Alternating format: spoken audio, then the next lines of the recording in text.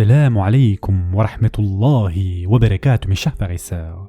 Ces derniers jours, nous avons abordé le sujet du khushu. Nous avions vu l'importance du khushu dans la salah, nous avions aussi vu les vertus du khushu, et aujourd'hui, incha'Allah, nous allons voir ses bienfaits dans la salah.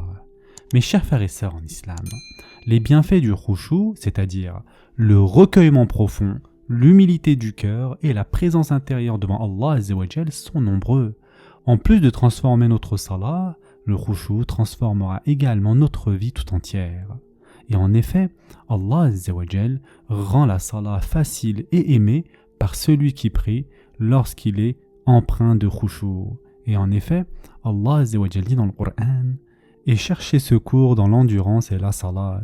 Certes, la salat est une lourde obligation, sauf pour les humbles qui ont la certitude de rencontrer leur Seigneur après leur résurrection et retourner à lui seul. Surat al-Baqarah, versets 45 et 46.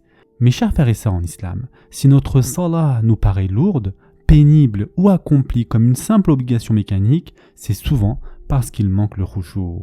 Lorsqu'une personne goûte réellement au khushu, sa relation avec la prière change complètement.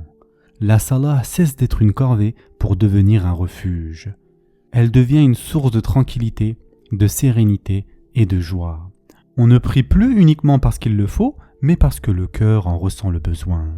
Le croyant commence alors à rechercher la salah lorsqu'il est fatigué, troublé ou accablé. Il y trouve un apaisement intérieur et ne peut plus concevoir sa vie sans ce moment intime avec Allah Azza wa Jal. Mes chers frères et sœurs en islam, le deuxième bienfait du khushu dans la salah, c'est que cela éloigne du mal et préserve de l'immoralité. Et en effet, Allah Azza wa Jal dit dans le Coran « Récite ce qui t'est révélé du livre et accomplis la salat. En vérité, la salat préserve de la turpitude et du blâmable. Le rappel d'Allah est certes ce qu'il y a de plus grand. Et Allah sait ce que vous faites. » Donc, lorsque nous accomplissons notre salat comme elle doit être accomplie, en respectant ses conditions, avec concentration, humilité, sincérité et présence du cœur, notre cœur commence progressivement à être purifié. Et avec le temps, notre cœur s'illumine, notre foi augmente et on s'oriente automatiquement davantage vers le bien. On développe aussi une aversion naturelle envers le péché. Le fait de parvenir à se retenir des péchés, des comportements honteux et des actes immoraux n'est pas seulement un fruit secondaire de la salah, c'est l'un de ses objectifs fondamentaux. Et c'est vrai que beaucoup de personnes se demandent parfois pourquoi mes 5 prières quotidiennes ne m'empêchent-elles pas de commettre certains péchés. La réponse réside souvent dans la qualité de notre salah. Nos prières sont parfois précipitées, distraites, accomplies de façon robotique, privées de concentration, dépourvues d'objectifs spirituels. Dans ces conditions, elles ne purifient pas véritablement le cœur et n'empêchent pas le péché. La salah peut être comparée à quelqu'un qui se lave 5 fois par jour. Si malgré ses bains répétés, son corps restait sale, il remettrait naturellement en question l'efficacité de ce lavage. De la même manière, si malgré ces 5 prières quotidiennes, notre comportement demeure corrompu, notre langue injuste, nos regards incontrôlés, notre cœur rempli de rancune ou nos actes éloignés d'Allah Azza wa Jal, alors nous devons réellement nous interroger. Notre salah est-elle réellement en train de nous transformer? Recevons-nous de la salah ce qu'elle est censée produire dans notre âme? Mes chers frères et sœurs en islam, le troisième bienfait est que le khushu conduit à pleurer par crainte d'Allah Azza wa Jal. Un khushu authentique et profond conduit naturellement en effet le croyant à verser des larmes par crainte, amour, humilité et révérence envers Allah Azza wa Jal. Pleurer de cette manière est une immense œuvre d'adoration et une cause de salut. Et en effet, le messager d'Allah sallallahu alayhi wa sallam a dit « Un homme qui pleure par crainte d'Allah n'entrera pas dans le feu, jusqu'à ce que le lait retourne dans la mamelle. » Ce qui en soit impossible. Et ce hadith a été rapporté par Tirmidhi. Autrement dit, il s'agit d'une chose impossible, ce qui souligne la grandeur de cette récompense. On rapporte que Thabit al-Bunani, rahimahullah, souffrait d'un mal aux yeux. Un médecin lui dit « Si tu me promets une chose, tu guériras. » Il répondit « Laquelle ?» Le médecin dit « Ne pleure pas. » Thabit répondit « À quoi sert un œil qui ne pleure pas ?» Comme les autres actes d'adoration, pleurer en privé est supérieur à pleurer devant les gens. Le prophète sallallahu alayhi wa sallam nous a informé que parmi les 7 catégories de personnes qui sera ombragées le jour du jugement, Un jour il n'y aura d'ombre que la sienne, figurera un homme qui se rappelle Allah dans la solitude, puis ses yeux versent des larmes.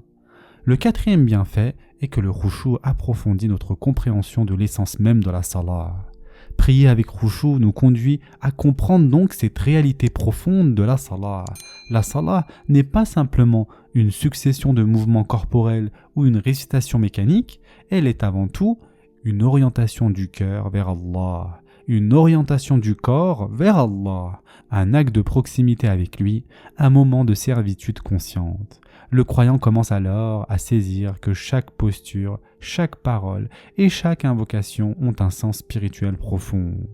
Le cinquième bienfait est que le khushu est la clé de la proximité avec Allah Azza wa Jal. En effet, le khushu dans la salah nous fait goûter au plaisir de converser avec Allah subhanahu wa ta'ala.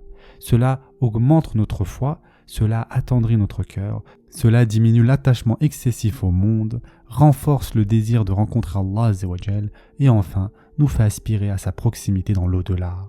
La prière cesse alors d'être un rituel vide pour devenir une rencontre intime avec le Seigneur des mondes. Mes chers frères et sœurs en islam, le sixième bienfait est que le khushu dans la salah facilitera la station devant Allah Azza wa Jal le jour du jugement. Et en effet, Ibn al-Qayyim rahimahullah a dit « Le serviteur d'Allah se tient devant son Seigneur à deux occasions. La première lorsqu'il se tient dans sa salah et la seconde lorsqu'il le rencontrera le jour du jugement. Celui qui a accompli correctement les droits de la première station, la seconde lui sera facilitée.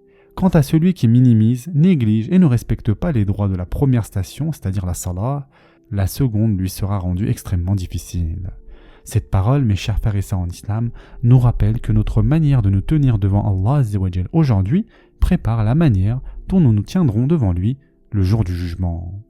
Mes chers frères et sœurs en islam, le septième bienfait est que le khushu dans la salah résout les difficultés et apaise l'anxiété.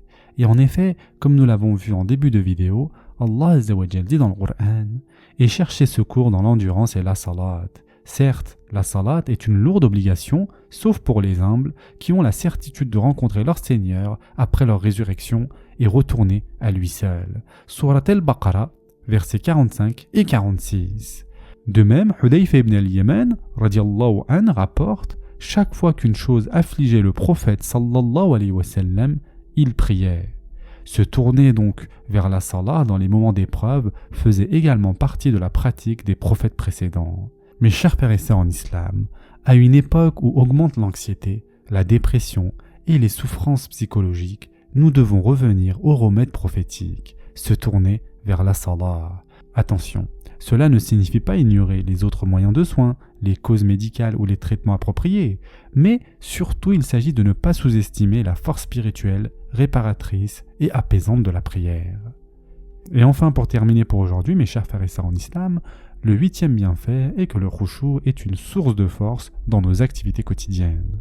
Yani, accomplir la salah avec khushu nous apporte force, motivation, énergie intérieure et enfin baraka dans nos occupations quotidiennes. La salah devient un carburant spirituel qui nourrit notre journée et soutient notre cheminement dans le service d'Allah Azza wa Jal et de sa religion. Il est rapporté de Wuhayb ibn al-Ward, rahimahullah, que ton souci ne soit pas la quantité de tes œuvres.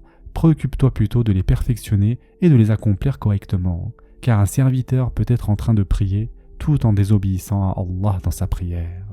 Autrement dit, mes chers frères et sœurs, ce n'est pas seulement le nombre d'actions qui compte, mais leur qualité, leur sincérité et leur excellence. Une salah accomplie sans présence du cœur peut perdre une grande partie de son effet transformateur, alors qu'une prière remplie de khushu peut changer une vie entière.